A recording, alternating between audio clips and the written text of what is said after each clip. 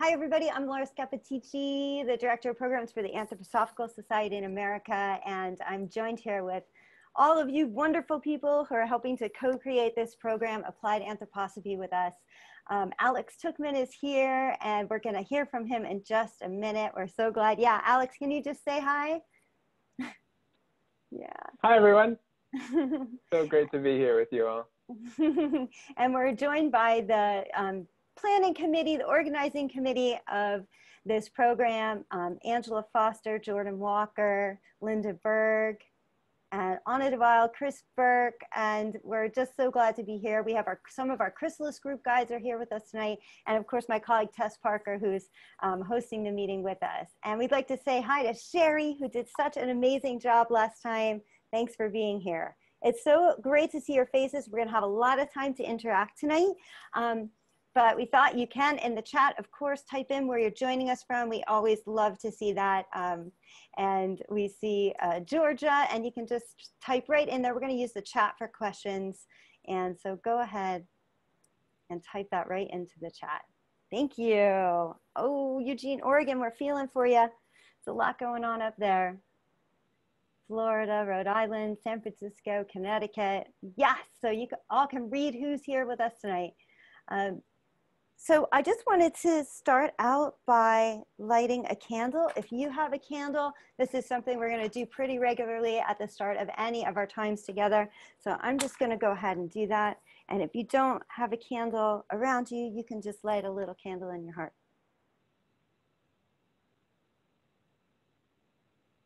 Okay. Here we go. All right. So I thought we could just take a minute and talk about the Applied Anthroposophy program. And I wanted to say a few words. So your questions were amazing, by the way. Thank you for posting them on our online bulletin board and sending them to us after Sherry's presentation last time. So much to take in. For those of you that have known Anthroposophy for a while, you know this amazing arc that Sherry created for us to follow. And I wanted to say that Applied Anthroposophy is for explorers, and it's an exploration. And so really what it's about is curiosity. It's about some inner work, about dialogue and community. And I'd like to say Anthroposophy can kind of be like a yoga class. Let me just explain that a little bit. Sometimes if you've ever gone to a yoga class, you know, some people go once to yoga. Like for example, we have yoga, a little yoga studio on our main street. I've been there once, right? And it was cool. I liked it. And then some people, they go to yoga every single week. They're like, I'm committed to going to yoga. They go every week. And then some people are so committed, they go on to be yoginis. They like get the training, they go so far, they go really deep. And with this program, how far you go and how deeply you go is really personal, and it's really up to you. It's about, again, it's about these questions that we're bringing. It's not about necessarily believing anything at all. It's really about our exploration together. And as I said in the beginning, we're really co-creating this program, and that's allowing us to decide what anthroposophy means to us individually. So we're so glad you're on this journey with us. I'm going to ask us to just try to get into the room for a minute, and we did this last time. So if you're just joining us, we're just going to try to get a little grounded right now. So I'm going to take a deep breath too. So just notice where you're sitting or standing, whatever you're doing, the space that you're in. And then notice the room around you. And then the structure that you're in. Could be a car, could be an apartment, could be a house, you could be outside. Just look around a little bit or experience that larger thing that you're in. And extend your consciousness a little further into the town, the area you're in, and further to the state and the province. And expand a little further into the country that you're in right now. Lots of different countries here.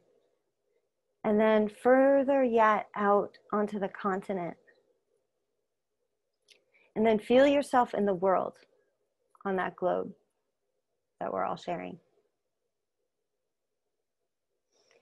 And then take a breath and come back to wherever you're sitting right now.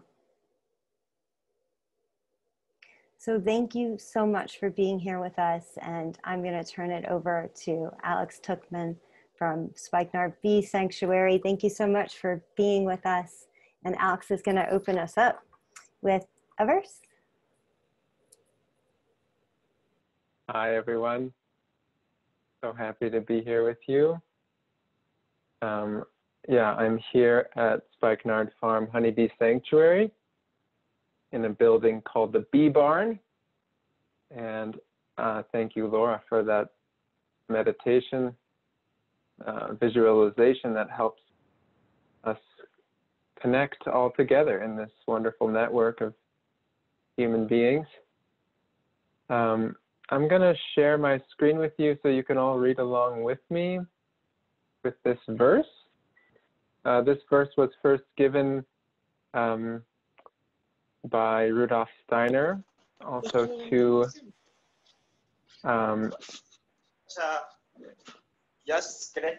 Ralph Courtney in the United States. And okay, and if you're not muted, if you can mute, and Tess, I don't know if you can see who's not muted there, that'd be helpful. You could mute that person.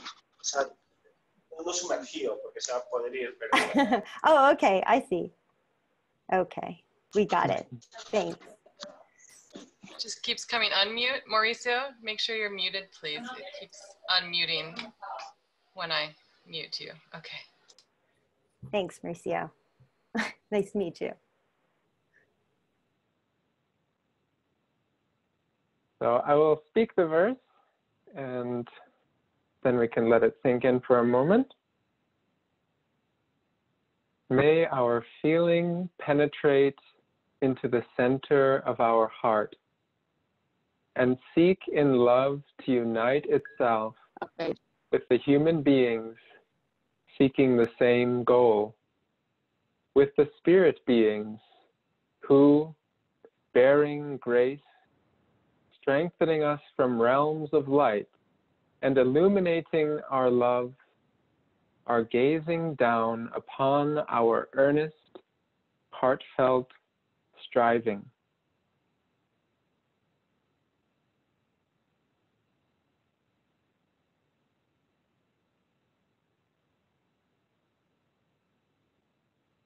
I would like to turn first to also the way that we're connecting together today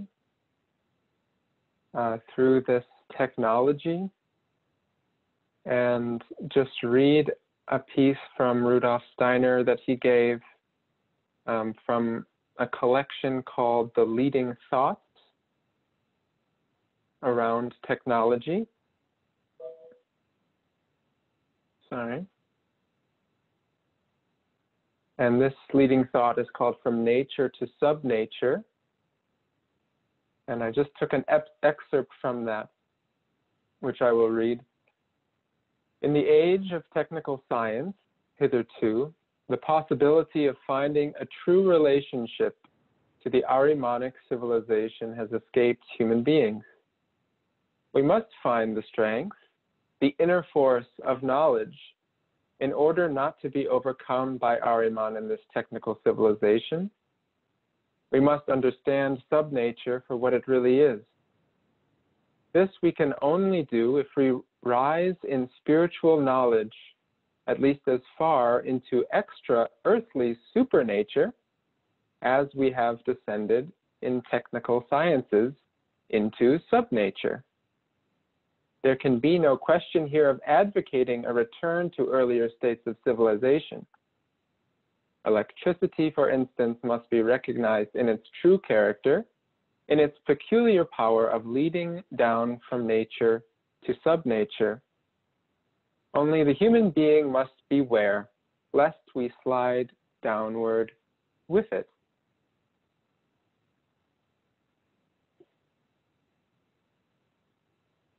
So these verses that we have begun reciting help us to find that counterbalance and that opposite pole as we use this wonderful technology that does bring wonder to us, because we don't, or I don't exactly understand how it all works. I don't exactly understand how I'm connected to you and how you can hear me in this moment. And if you can feel me in this moment, yeah, and so the way of using our hearts lifted up through a verse like the one we read is a way that we can connect on a higher level through spiritual knowledge and through a spiritual experience, where we can address a modern challenge in a way that can help us help each other, so that in community we can take this work forward. The verse for America is one of the names of the verse that I read before.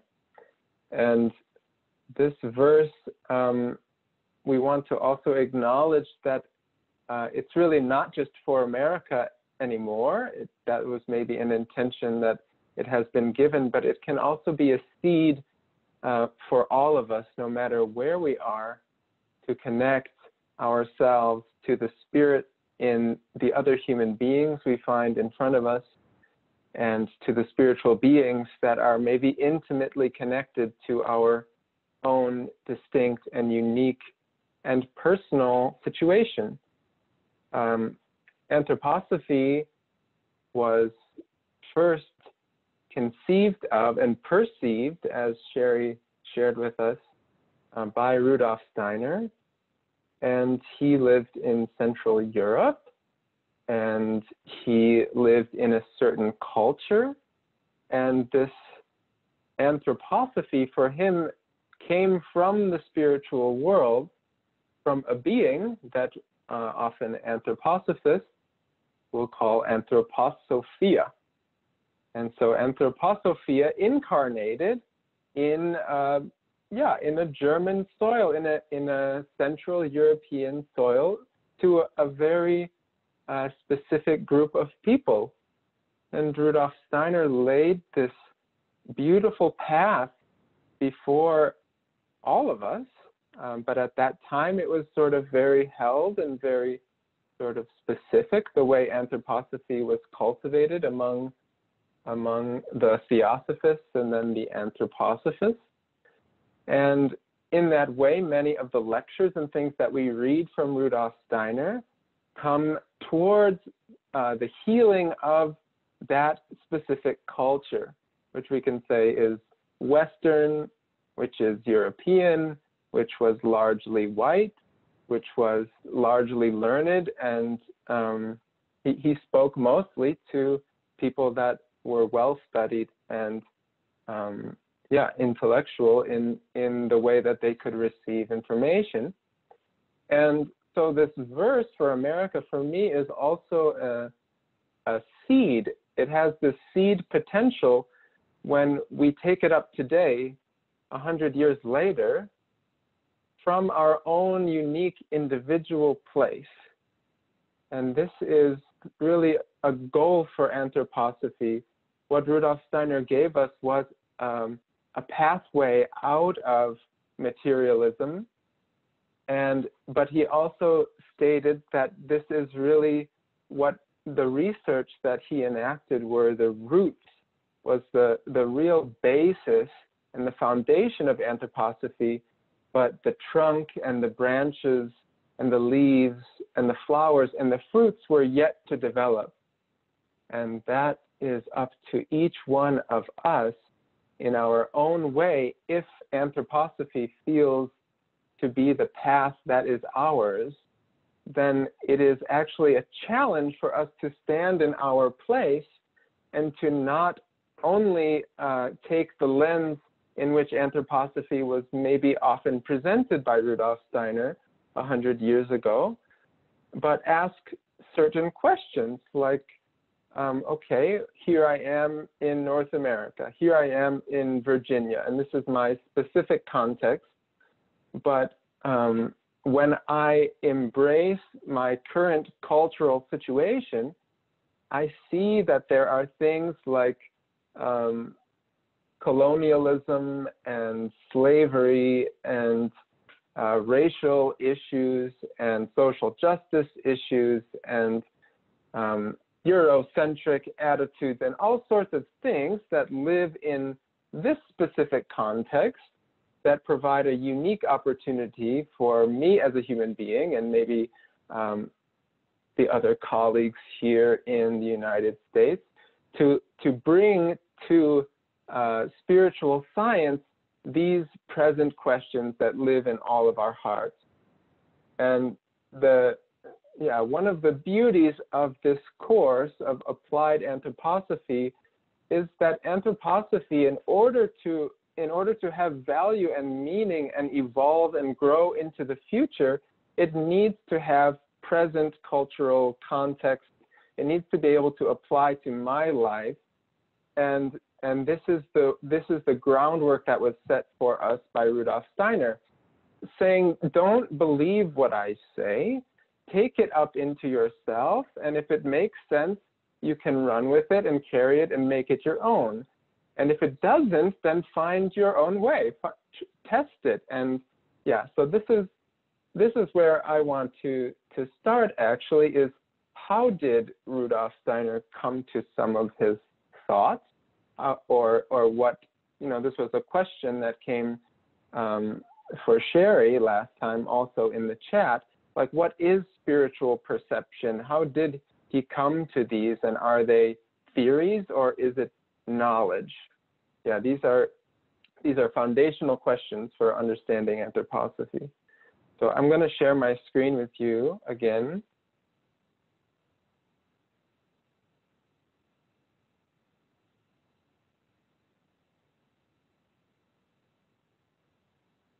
Is everybody doing well?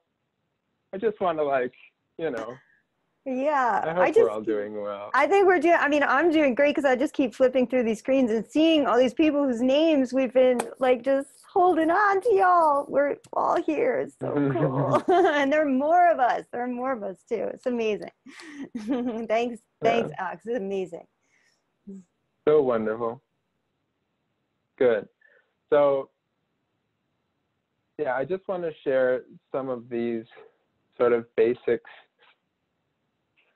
that Rudolf Steiner really set up a pathway to spiritual knowledge, which he called spiritual science, because spiritual science has the same rigorous training and similar method of rigorous investigation in order to establish spiritual knowledge and spiritual truths. So it's as a process of exact research, anthroposophy begins with questions, with inquiry, and Rudolf Steiner in his work was a true genius in having a central question or a focal point for his research, and then coming towards that same focal point from as many diverse perspectives, for as many different angles, as many different facets as possible. And his work and his training is outlined or his method of research, rather, is outlined in the book, How to Know Higher Worlds, which gives this process of inquiry where one is able to step from a grounded place towards questions in the spiritual world and backtrack the steps and then go again, just as a natural scientist would repeat an experiment over and over to make sure that the results were consistent. And so Rudolf Steiner, in How to Know Higher Worlds and in Anthroposophy, developed a methodology of research that is, or that requires a training beforehand. But it is open to every single individual. What he shares is that we all have organs of perception, of spiritual perception, that lie latent within us as human beings. And so it's a matter of training and waking up those organs of perception in order to use them. So like Laura said, some people on the path of anthroposophy will really wish to go to the foundation and to the source of where the knowledge is coming from. And they might choose to take this more meditative path of spiritual research.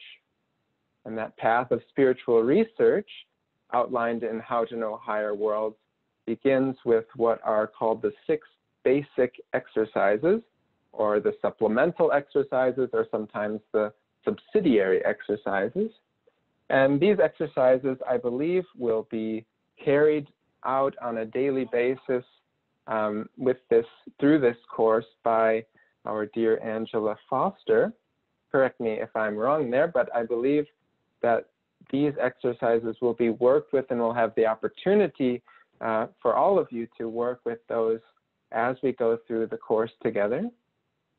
And these 6 basic exercises are not yet meditation proper, but they're more like exercises to help us develop the muscles that we need in order that we can do the work of meditation or of spiritual research and come to more and more a deep understanding and a deeper relationship to the spiritual world. So these exercises, these 6, focus on the control, or I'd like to say the conditioning of and the strengthening of the muscles of thinking and of feeling and of willing, and the positivity exercise is kind of about finding the silver lining, or finding that aspect that in a situation that is good and positive without overlooking maybe the challenging aspects of a certain situation. And then the open-mindedness is really about checking our habits, checking our habitual responses to certain things. And the harmonization is pairing these together in certain ways, bringing them all together into a unity that will help us as we go forward in our lives to live more consciously and to connect with our meditative life in a way that brings us further along the path. These are really basic muscles, and if you're a long-distance runner, or if you do any sort of exercise, you know that the conditioning is the important thing, and that's sort of the basis of these exercises. And I also just wanted to share with you, I'll be sharing a few resources with you as we go. For those of you that are new, you can kind of do your own study of this. And so one of the resources I wanted to share was this video by Brian Gray at Rudolf Steiner College, who goes through these 6 exercises in a wonderful way. And then they're also available in your reading in Outline of Occult Science. And there's a wonderful book about anthroposophical meditation, Enlivening the Chakra of the Heart by Florian Lowndes. And that's also something that both of those books, as well as How to Know Higher Worlds, have all been a great help for me. And it feels like Brian Gray does a wonderful job explaining those. So thanks to Brian. And yeah, in addition to this these basic exercises, we also have plenty of esoteric exercises that Rudolf Steiner gave to specific students, or gave more generally, different mantras and meditations. I wanted to share this one also because there were questions around it. The book Guidance in Esoteric Training is also a wonderful collection of the esoteric teachings, mantras, verses, by Rudolf Steiner. And I wanted to just read through this one, which is particularly powerful in relationship to the human I, to the higher self. somebody had the question about how to bring the I am, that kernel, the innermost kernel of your being, into greater and greater activity, to be a vessel for that. And so this is one of those wonderful exercises that can help us as we work towards that direction. So I'll just read it here. One raises one's feeling to the higher self. It's less a matter of telling oneself something theoretically about the higher self, and more of feeling in a very vivid way that one has a higher nature in one. One imagines that the ordinary self surrounds this higher nature like a shell, so that the latter is present in the lower self like its kernel. After developing such a feeling, one says the following prayerfully, not aloud, but in thought, to the higher self. More radiant than the sun, purer than snow, subtler than the ether is the self. The spirit of my heart, I am this self. This self am I. As one says this to oneself quite exactly, no other idea should mix in. One should only feel that one's soul gaze is directed towards the higher self. One gradually feels a wonderful strengthening going out from the above words. One feels as if one were lifted out of oneself, and eventually as if one had gotten wings. This is the beginning on which one then builds further. This should last 2 to 3 minutes. So I just felt to share this as an example, also to create a bit of a mood, and also to see what sort of muscles that we can build and strengthen in the higher members of our being as well. The next piece I wanted to share is about a wonderful series of verses written by Rudolf Steiner called the Calendar of the Soul. Many of you may be familiar with this Calendar of the Soul. It is to bring the life that is active in nature through the course of the year, and the soul, which is, of course, active in us as human beings through the course of the year, into a deeper and deeper relationship, and to discover through these verses, the changes in the course of life as nature transforms around us, and how they also relate to the inner transformations of soul that we go through as a human being, especially in the feeling realm. And this is something that connects us deeply in the human, in the microcosm, we can say, in each one of us as a microcosmos to the macrocosm. And I just thought to read the verse that will be coming up on the 26th week, and that is the Michaelmas verse, which goes,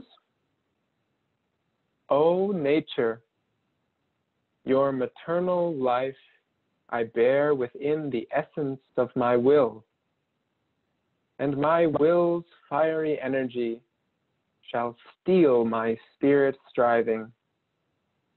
That sense of self springs forth from it to hold me in myself.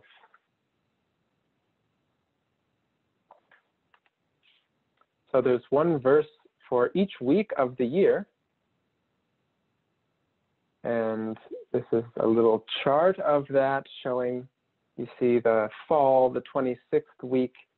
That is the moment, sort of a great change as we go from the summer towards the winter months, as we breathe out into the summer, into the great expanses of nature, into the great expanses of the cosmos, towards the winter, when a more inward gesture of the earth is followed by this inner crystallizing force in the human soul.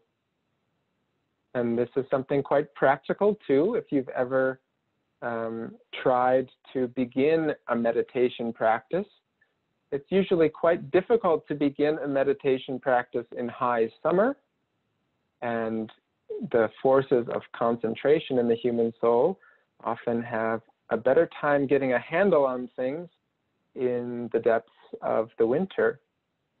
So for those of you who are about to embark on your meditation path, this is a perfect time to get started and to work towards those winter months.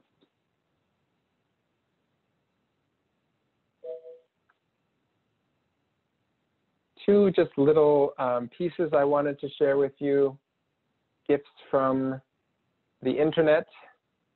For those of you who might be new, the RS Archive, rsarchive.org, is an incredible archive of Rudolf Steiner's work, and you can find everything that I've referred to today in this archive and much, much more.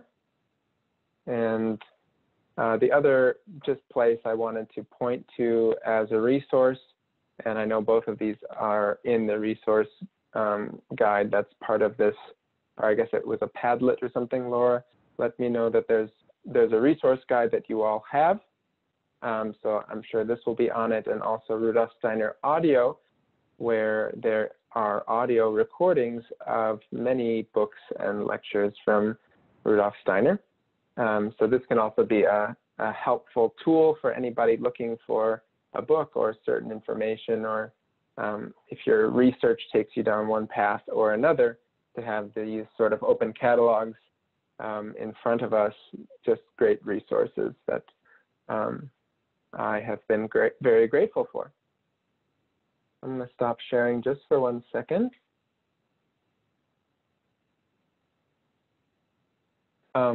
We're about to take a little break and split into groups and have a chance to meet each other and hear each other speak. But before that, I just wanted to share a little bit personally, which will also relate to the exercise that you're all about to do together. And just to say that it's very interesting today to learn how people first learned about or heard about or got hooked with anthroposophy.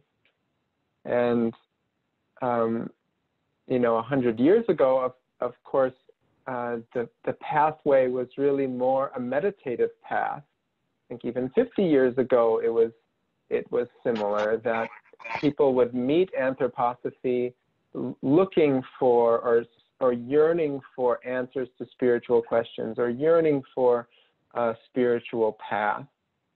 And today there's also this great possibility of meeting anthroposophy as it's alive in the world, meeting anthroposophy as it's applied. So, I mean, I live and work in the realm of biodynamic agriculture, and a lot of people will go to your biodynamic farm without knowing something of biodynamics and say something curious like, wow, your plants look really, really healthy. Or there's some sort of, I mean, this is a way that actually the executive director of the Biodynamic Association met anthroposophy, or met biodynamics, was she perceived the life in the farm, that there was something about the plants, something about the twirl in the lettuce that was perceptible, physically perceptible to her, and also, I think, yeah, reached a different sensitivity too. But yeah, I just wanted to share that this is something quite interesting, that we can meet anthroposophy as it lives and as it's applied in the world. We could go to a Waldorf school as a child and not have an inkling of that inward spiritual path that many people who are Waldorf school teachers maybe will have taken. And yeah, so So just to share that there are these streams that sort of an inner path, and then maybe more of the outer practical way of life. And a lot of people will feel maybe pulled by one or the other as they go. Some people find a harmony with both.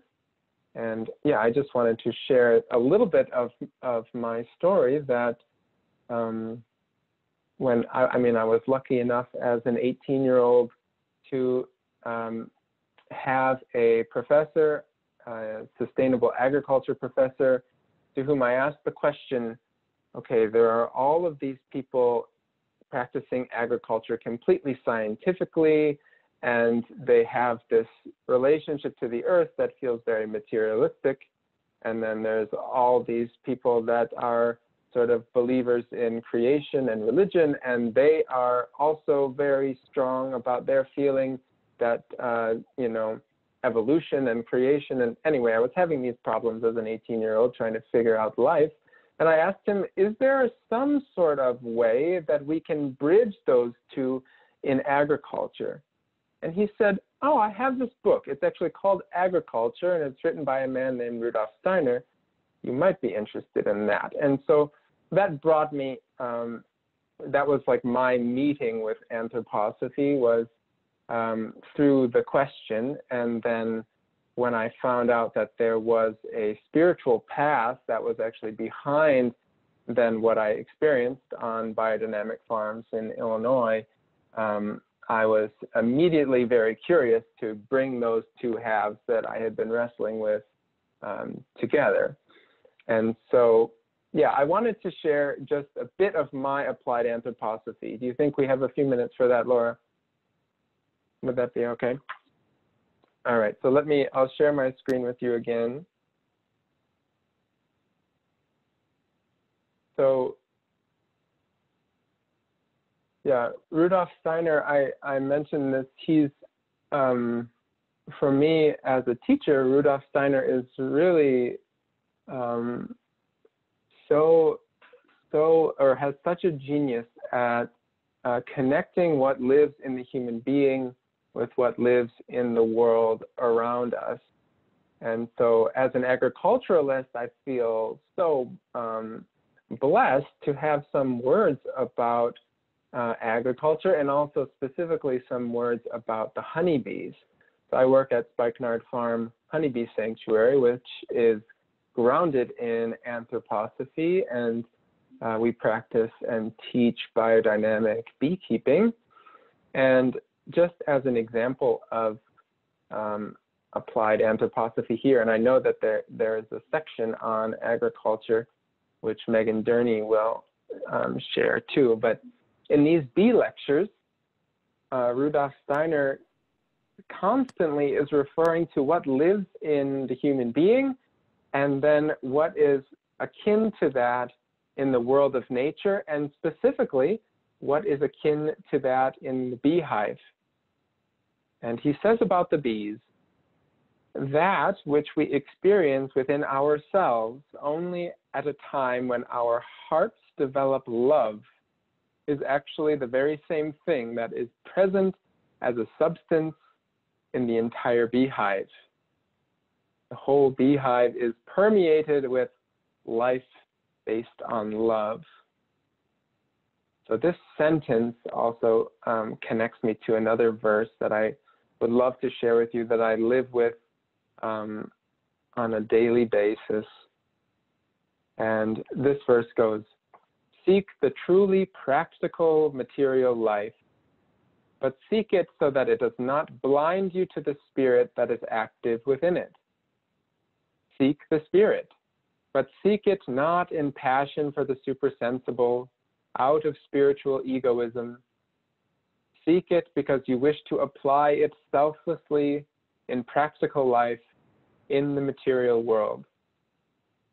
Turn to the ancient principle, matter is never without spirit, spirit never without matter, in such a way that you say, we will do all things in the light of the Spirit, and we will seek the light of the Spirit in such a way that it kindles warmth for us in our practical activity. So I wanted to bring this now too, that our goal in anthroposophy through our inquiry and through our questions is not to have all the answers and then be fully satisfied with that, but really more to ask, how can we serve? What can we do? How can we enkindle warmth in our practical activity? How can we bring the Spirit to bear in a really practical way? And so at Spikenard Farm Honeybee Sanctuary, our wish is to serve the honeybees, to ask, what do you need and how can I serve you? And to unfold the love in our hearts through a understanding of what the bees need, through both a practical knowledge and experience, but also a spiritual knowledge and experience, which can help us truly to unfold the love in our hearts and to develop a personal relationship to the bees, to the world of nature, to each other.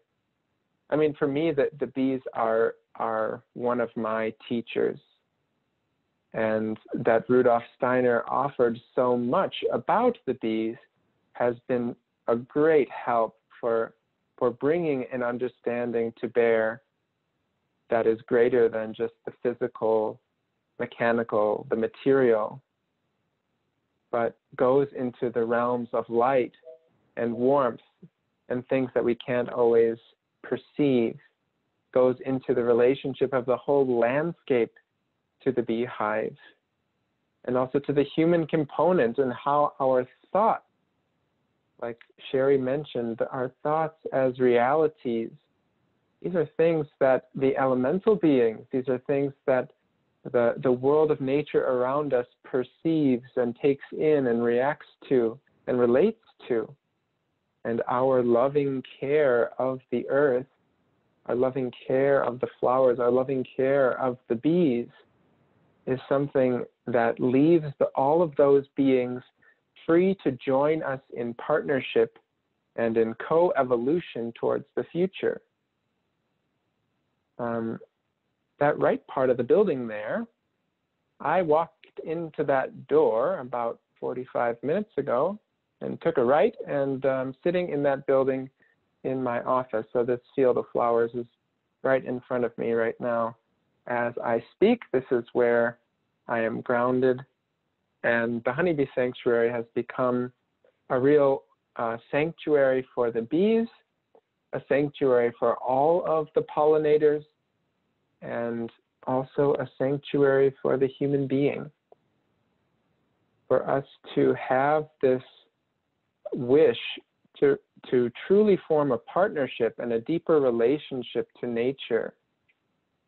This is part of what I was speaking about in the calendar of the soul, to see that in nature, we are there too. That nature is smiling back at us. Yeah, as soon as we turn our focus to one aspect of nature, we see how interrelated it all is. And anthroposophy has a very special relationship to this, as if we contrast it with materialism or materialistic thinking, which sort of places humanity as the Scrooge of planet Earth, but without exactly taking responsibility for ourselves, and therefore also taking responsibility for our earth and the thriving of our earth. And so the human partnership with nature and the human partnership with each other is absolutely essential, that the earth can be healed and that we can be healed too. And so just a few pictures. These are Waldorf students from Emerson Waldorf School catching a swarm with us at the sanctuary, group of college students looking at the bee pollen that falls down below the hives, building beautiful biodynamic compost, harvesting honey with children or with students, young adults, opening beehives, really in a vulnerable way as a human being, really trying to make ourselves as vulnerable as the bees are when we open up their hive. These are all experiences that are actually helping us to develop anthroposophy, helping us to develop a living and active love through a deepened spiritual knowledge, a deepened understanding, and a true commitment and a true partnership with nature and with her beings. And I don't want to get too lost in the honeycomb. We could look at this all day. But just to say that, yeah, whatever it is that is your muse, whatever it is that is yeah, in your karma, your destiny to work with, I just wanted to share how anthroposophy has been sort of a necessary food for my soul in the direction towards healing the earth. And yeah, thank you for permitting me for some personal sharing there. And yeah, now I would love to turn it over to you all and give you some time. So I think we'll split into groups of about 3 people or so per each room and give you all 10 minutes. And in those 10 minutes, it would be great if you could introduce yourself, so your name and where you're from, and then answer the question or share with your friends, when did you first meet anthroposophy? And I guess for some people, it could have been last Thursday evening with Sherry and the rest of us. And that's okay too. And I know that there's all varied levels of experience here. So, but just so that we have a chance to meet each other and to make a few friends before we go forward. Alex, thank you so much for those beautiful pictures and the smiling purple flower. And oh my gosh, it just so much brought it to life. And I just want to come to Virginia. So everyone is welcome to visit the Yard, right? Yeah. Okay. Well, yeah. Maybe we'll all have a field trip. What do you think, everybody? Should we go? We're a group. We can do it. Okay. So we're going to split into groups. And if you haven't done this before and you're a little shy, it's okay. You don't have to share when you're in the group. You can choose just to be a listener. But we really hope you'll accept the invitation to go into the room and just be there and bring yourself. And there's no pressure to share. Just share what feels right to you. That's our rule in those breakout rooms. And you have 3 minutes each to share. And it's less about a conversation than more about a sharing and a listening. So the question is, when did you first encounter anthroposophy? And I heard that go deeper into the specific things that really connected you to it, which was bees, Alex, and people could talk about that too. So look for the invitation and go into that space, okay? All right. Okay, I'm just gonna pause, okay. You're gonna, yeah, You're great. pausing the recording. Okay. You got it? Great. Thank you. So, hope you all got to meet a new friend, and it's good to have some other voices in our virtual room here.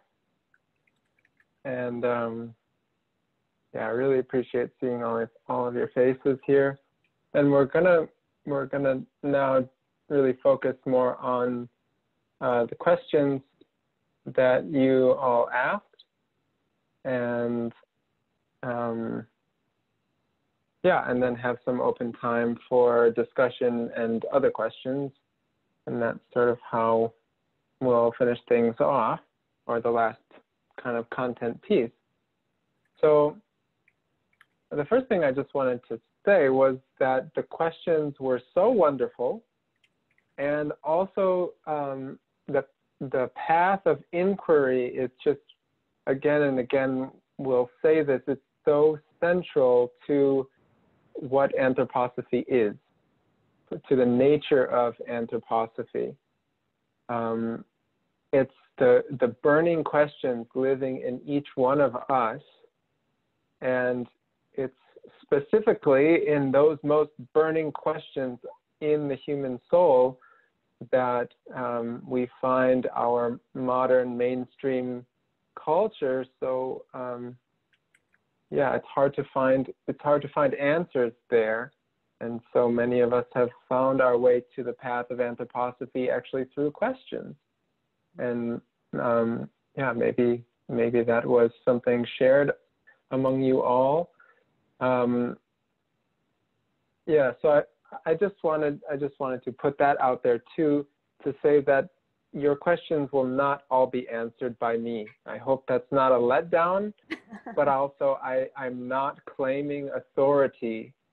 I represent anthroposophy only in that I practice and am engaged on a daily basis with anthroposophy, and that experience alone is what gives me anything to say about it. But I just want to acknowledge that each one of us is also coming from a different experience and a different path of inquiry. And so yeah, now the question is how can we build bridges between each other and hold the rope in the same direction, because it's so the type of healing that that these free human social structures can offer us, I feel excited by, for the potential at least to be part of and to bring some healing into our world.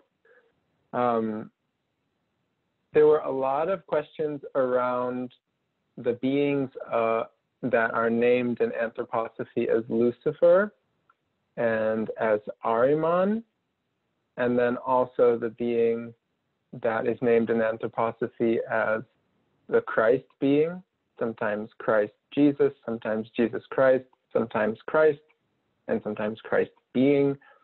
And so I wanted to give a little bit about those beings and also touch on the being Michael, who we read sort of this verse that was called the Michaelmas verse in the calendar of the soul already today. I think in general for these beings, I want to say that they are all part of human evolution, and in that way they can be looked at all as helpers of humankind. That it's not that we were trying to get rid of Ahriman or Lucifer, who we're usually looking at as sources of maybe evil or disturbance or hindrance or things like that. But I just also want to put out in the conception of anthroposophy those beings in a way we can shed plenty of human compassion for their work and for their place on earth, because they also give us the chance to learn and to grow and to have some resistance below our feet, that we can strengthen our muscles of love. So I'll bring up my screen again just to share a few images.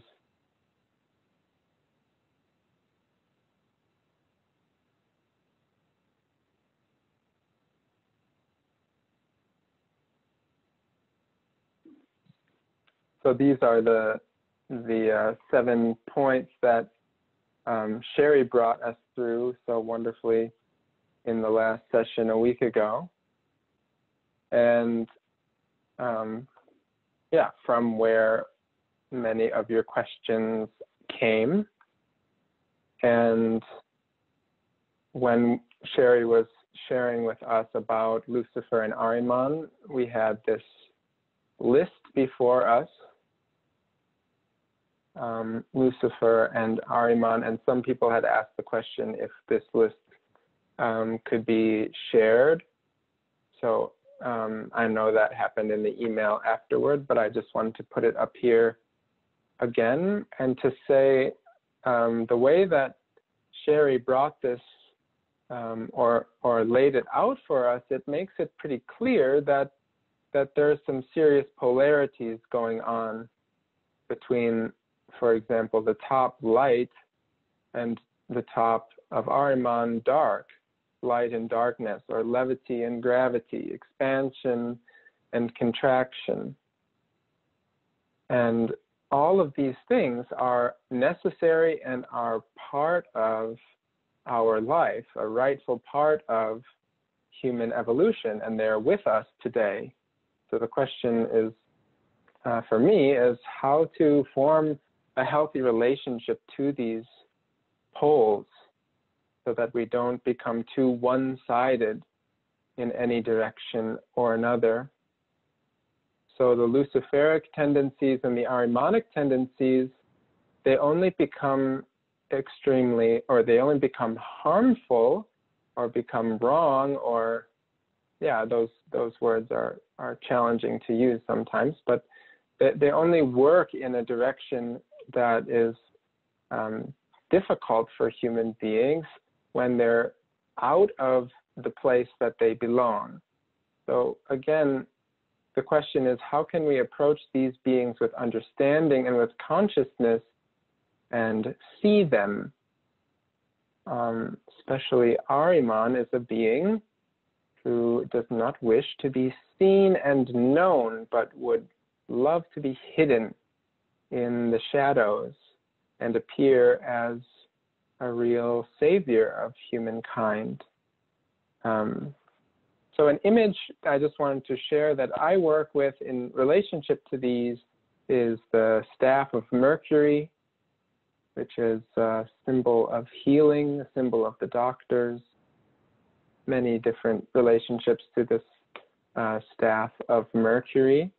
But we see the two snakes twining around this central staff.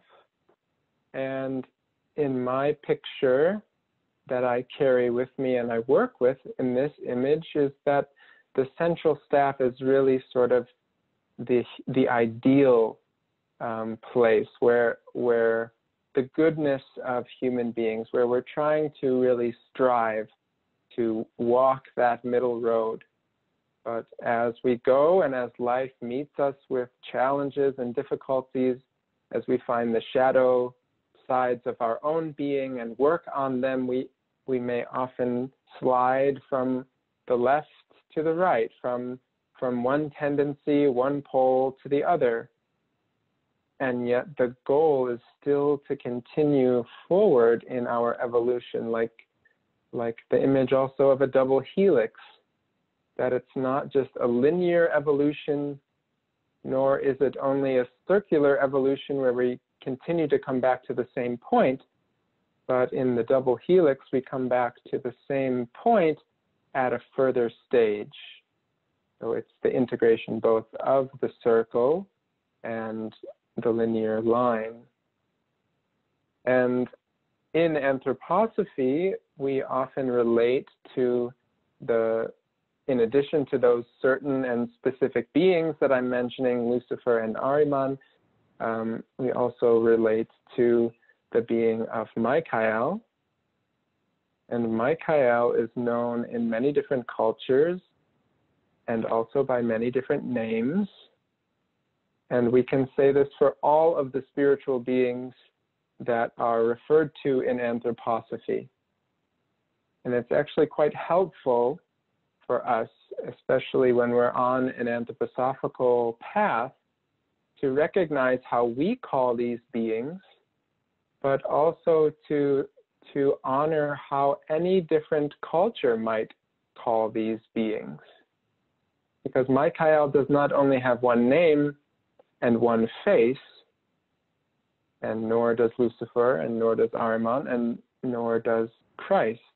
But these beings have many different faces. And to look at them from the diversity of their faces rather than a one-sided direction is especially our task when we come to meet other cultures, when we come to meet other people who maybe have a different culture, a different spiritual path, a different religious upbringing.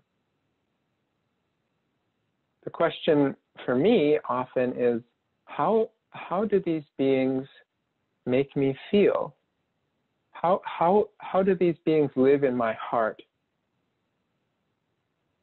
I want to read this verse of Michael that is given by Rudolf Steiner as a description of this being. And we can leave the name out even if we wish, if it disturbs one person or another. We can leave out the name for now, because the life of this spiritual being is what we're trying to connect to. Victorious spirit, flame through the faintness of timid souls, burn up self-seeking, kindle compassion, so that selflessness, humanity's life stream, holds sway as the source of spirit's rebirth.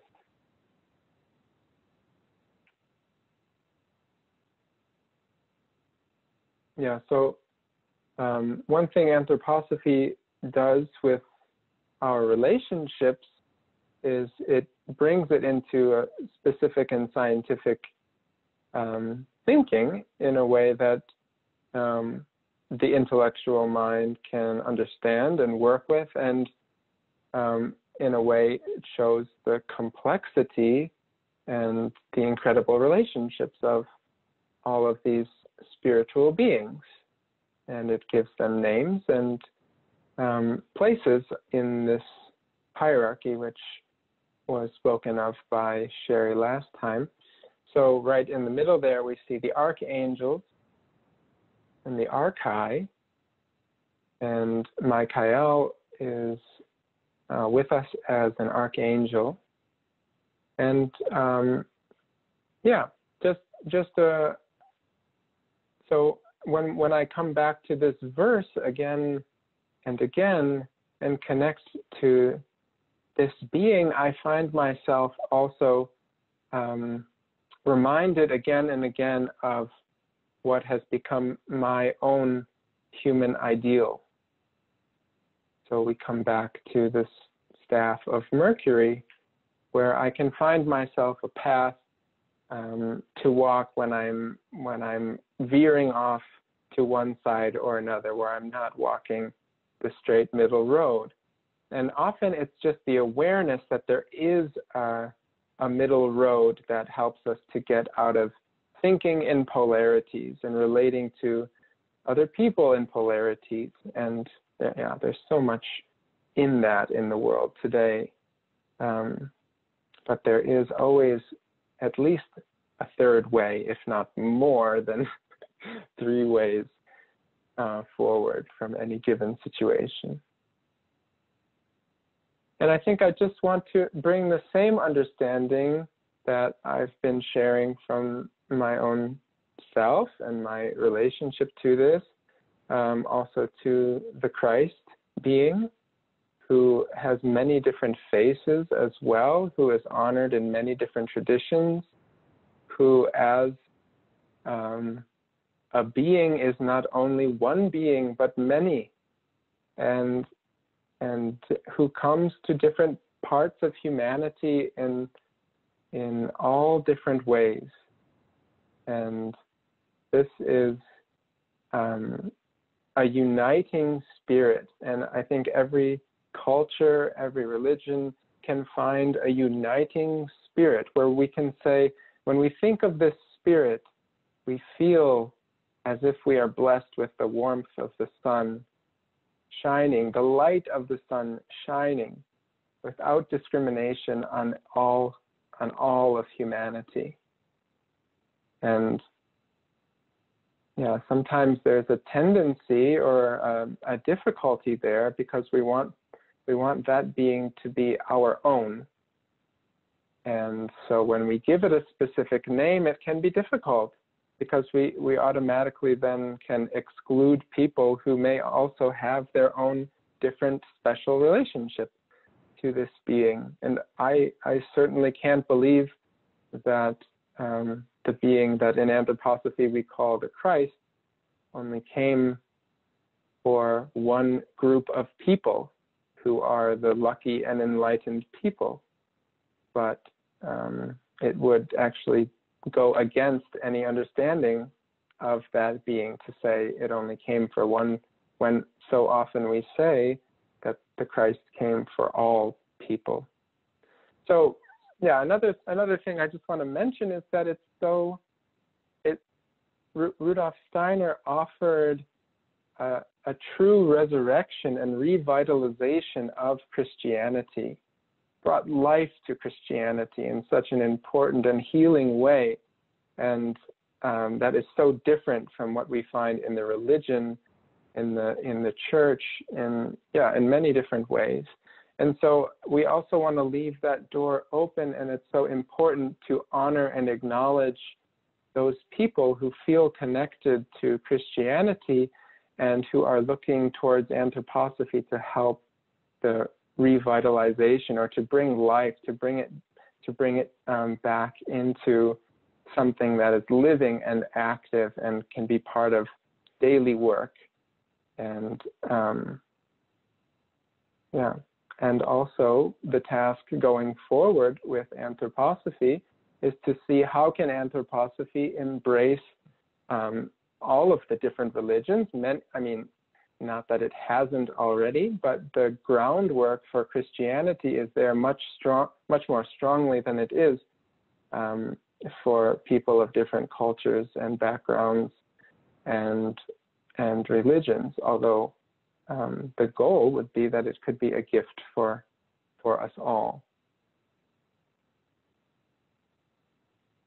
So I know I'm also kind of walking a little bit of I'm trying to walk a middle road here, but I'm not exactly claiming again to stand for everybody.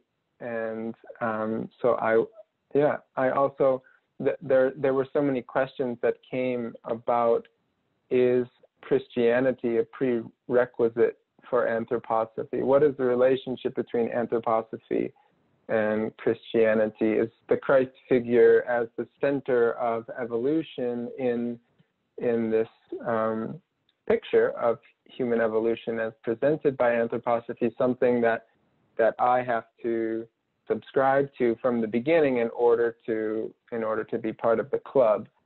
And those sorts of questions I think are really important because they allow us to sort of be free and address what could turn into doctrine or dogma or just someplace where it's getting stuck.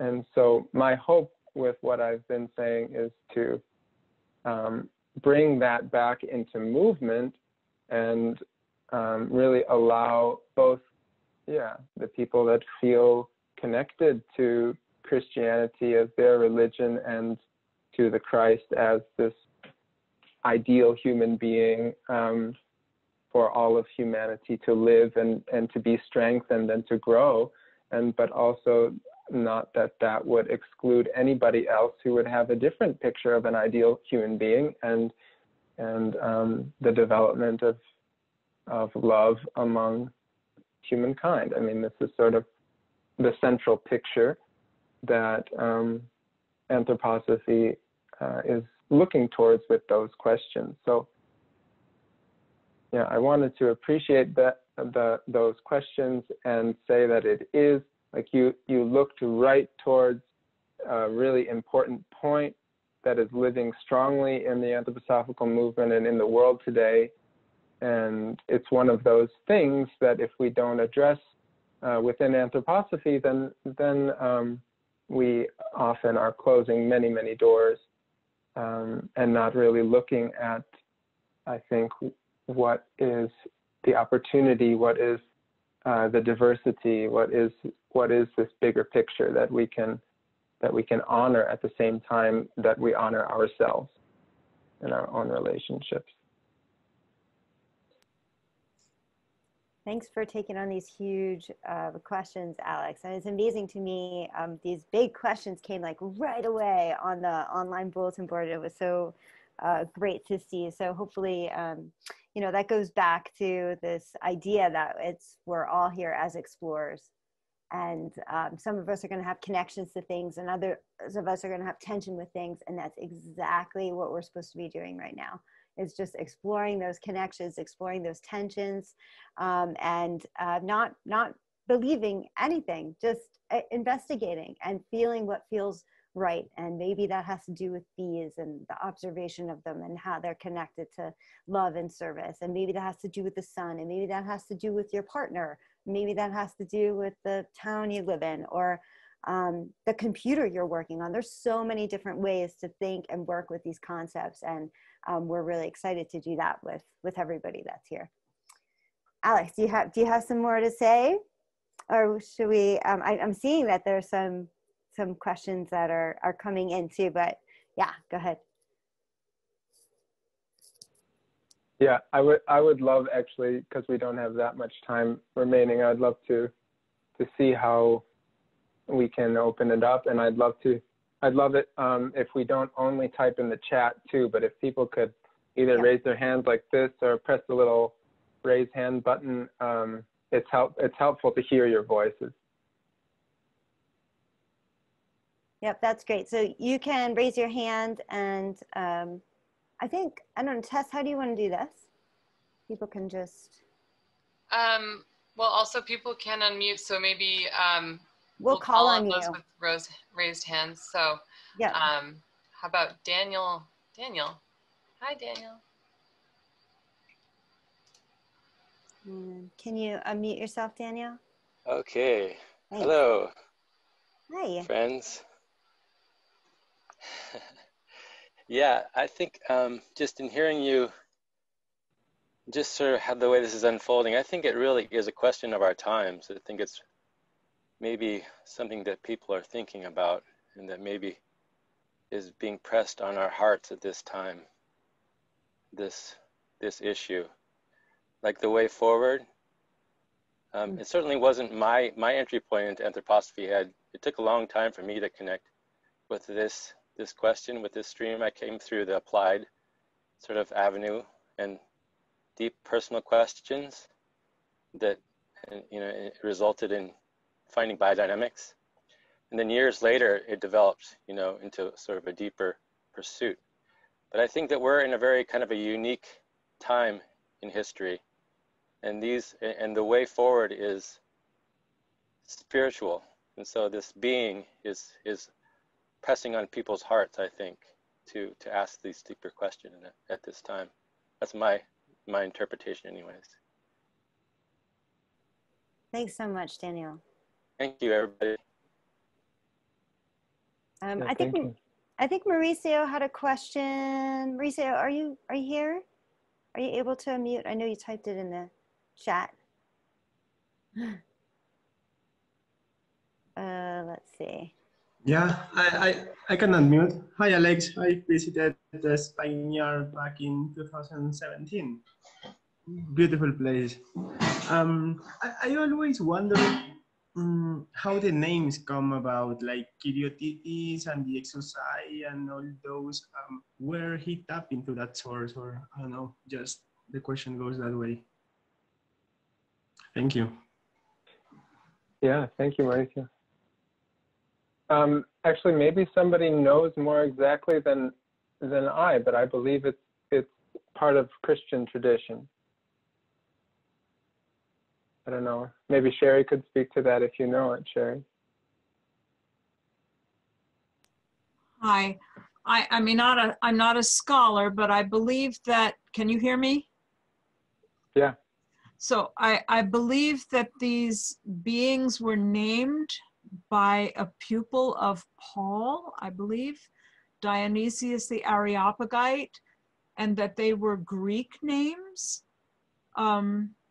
So those were the names that he was able to give the different ranks of spiritual beings, And we're very lucky that Rudolf Steiner gave them, well, something like dynamis or dynamis that already has the movement in it, you know, dynamic. And so it's clear those were the spirits of movement and the others were the spirits of wisdom, and, you know, so that Rudolf Steiner gave them more interpretive names, recognizable to our thinking. But I think that's the history. Thank you. Thanks, Sherry. I think maybe Hunter has a question. I'm not sure. Hunter, can you unmute yourself if you have a question? Yeah, hi everybody. No, I just had a comment on Lucifer and Ahriman that was really meaningful and kind of profound for me. So shortly before I came to Anthroposophy, I was involved in the macrobiotic movement, which is based on the ancient Oriental principle of yin and yang. And I remember when I can't remember what book it was. I think it was just a book entitled Lucifer and Ahriman by Rudolf Steiner. And it really helped me to reconcile my understanding of yin and yang with Christianity, because this idea that Steiner had that the devil or the bad one was not in fact just one being, but was two beings working from opposite poles, made a lot of sense to me in the context of yin and yang, because in yin and yang, one isn't bad and one isn't good. It's just when one gets out of balance, right? So if you look at that list that Sherry provided, you know, those are two kind of extreme poles. One, you know, one this lightness and levity and going too far in an expansive direction, and the other one almost being too much in terms of a contractive direction. And then the image of the Christ of being in the middle, that balance, that fulcrum, holding an equipoise so that we can use those two energies and not allow them to pull us off balance was really helpful to me. So thank you. Thanks, Hunter.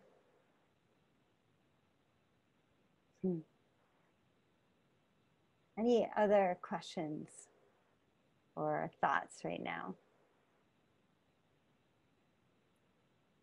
Is Neelima, is your hand up? Oh, Nalima, is your hand up? Yeah, go ahead. Can you unmute yourself, Nalima? I can. Yeah, it turns out it's pretty much an extension of what Hunter was just saying, or kind of extrapolating off of that. We spoke when Sherry was talking last week about how a virtue sits in the middle of two polarities. So like one that has lived in me for a long time is people tend to think like hate is the opposite of love, when in fact it's not. Indifference is the opposite of both of them, you know. But when we talk about, or it was brought up last week about how like the virtue of courage sits in between fear and foolhardiness. And looking at the list of the characters of Lucifer and Ahriman and that pole in the caduceus, if that's how you say it, being then the Christ power, then it seems that if you insert that power in between those, it's something that just kind of lit up in me, and I haven't started working with it yet, but it seems it just kind of pinged in that direction. Does that make any sense? Yeah. Everybody's frozen. I'm seeing a bunch of frozen screen. No, that's good. We're here to explore. And Joseph's saying yes, that made sense. So yes. Okay, great. Good. I see a question typed in, and there's a question: do the bees have a special place with Steiner? Alex, can you say a little more about that?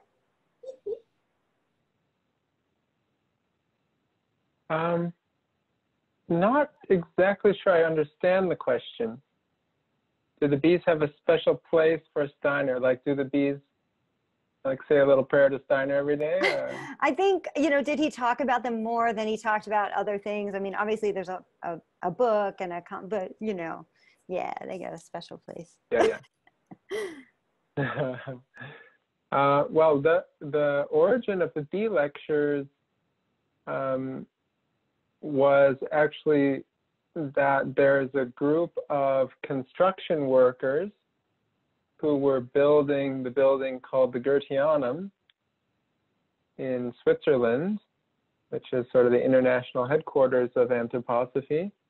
And those workers were very curious, what sort of temple were they building? What all these interesting forms and, you know, what's behind all of this?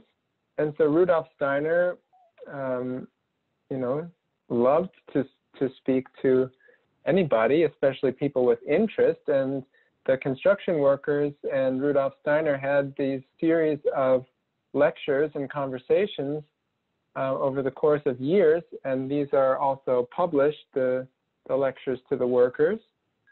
And one of those, or a part of those series were devoted to bees because there were several beekeepers who had either a side job beekeeping or just had a small few hives at their home or whatever on the crew of construction workers, and they ended up asking Rudolf Steiner about the bees.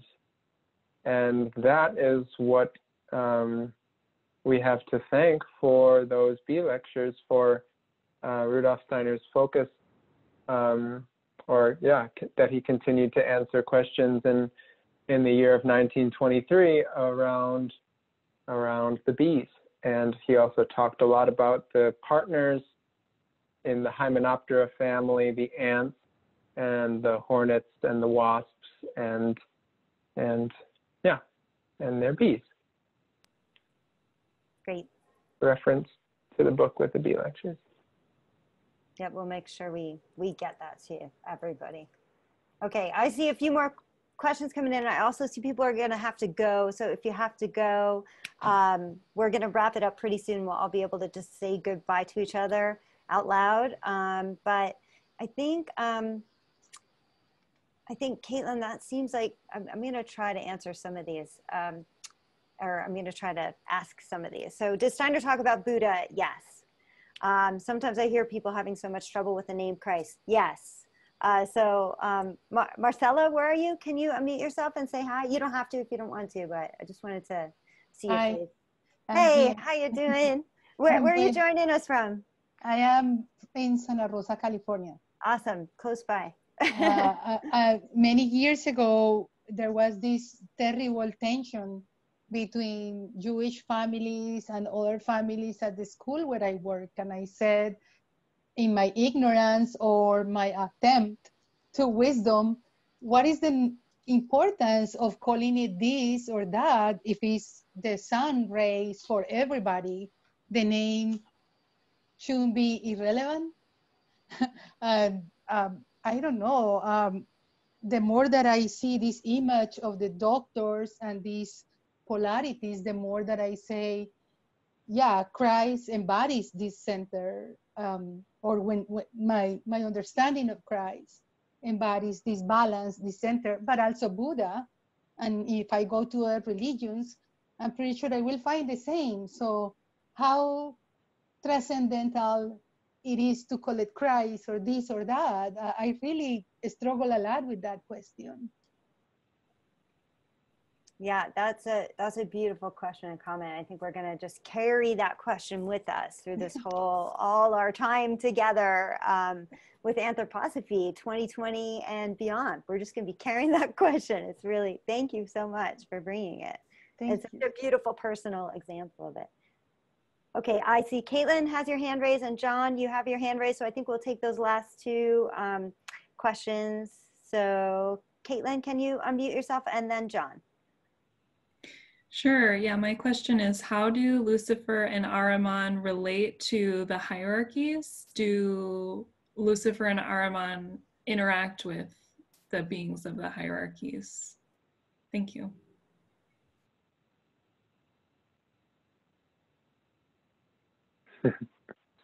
Yeah, wonderful.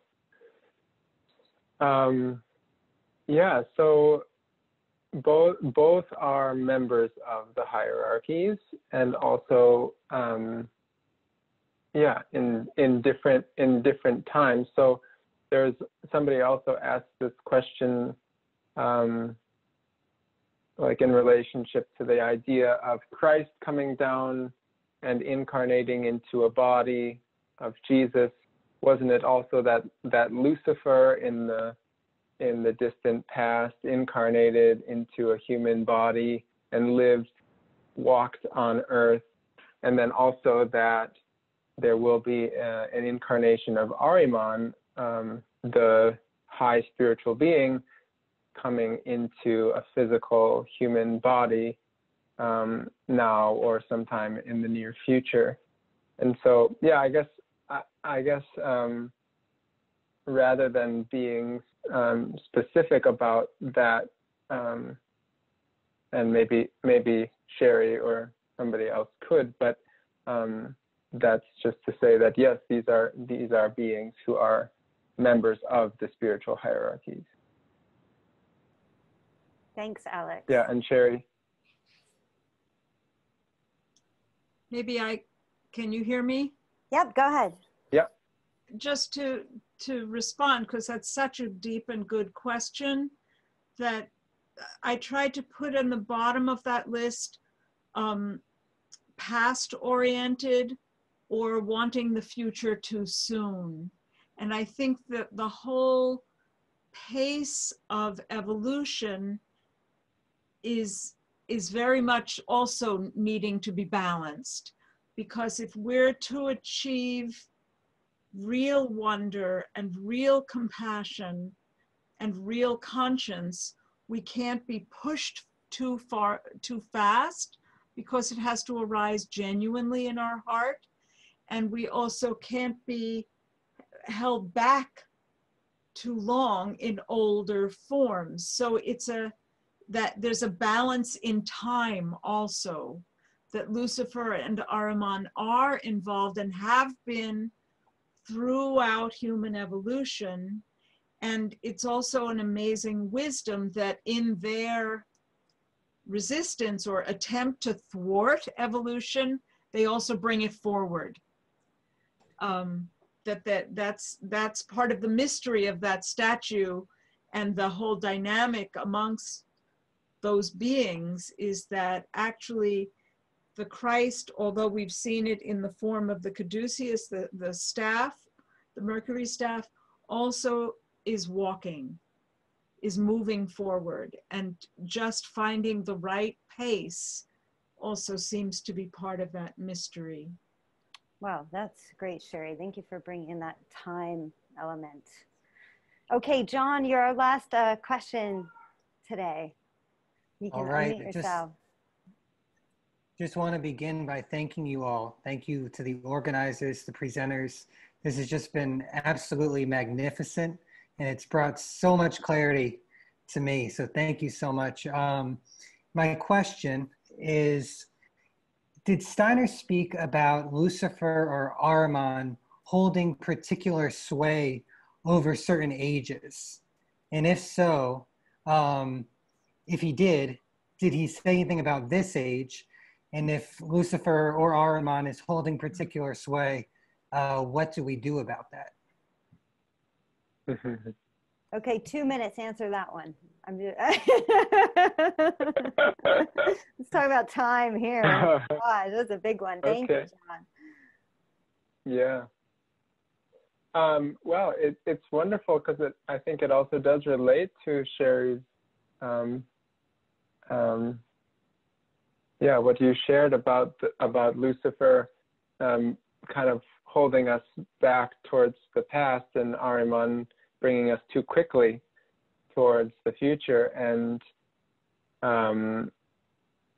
Rudolf Steiner indeed did say that we are in a period of time now that is more and more dominated by the forces that are associated with Ahriman. And we find that very, very much the case in the culture of materialism. and sort of everywhere we find that, like sort of like a hardening. And yeah, it's amazing that those polarities and how they live, you can find it also in human medicine or in illness, and yeah, the illnesses of the past were much more inflammatory and expansive in their nature, more related to Lucifer. And as we go towards the future, I mean, like if we look at cancer, for example, this really hardening, contracted sort of,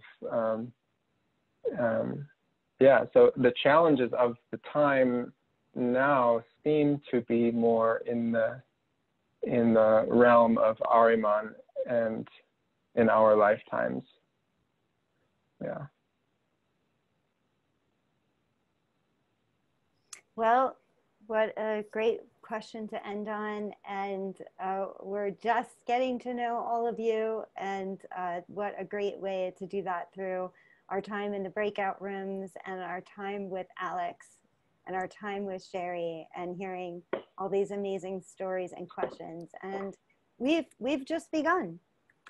We want you to know that you can still, if you haven't registered for the Leading Thoughts, that registration's still open, so you could still join us to hear amazing talks like this, like you've heard from Sherry and Alex, and just incredible speakers across the board.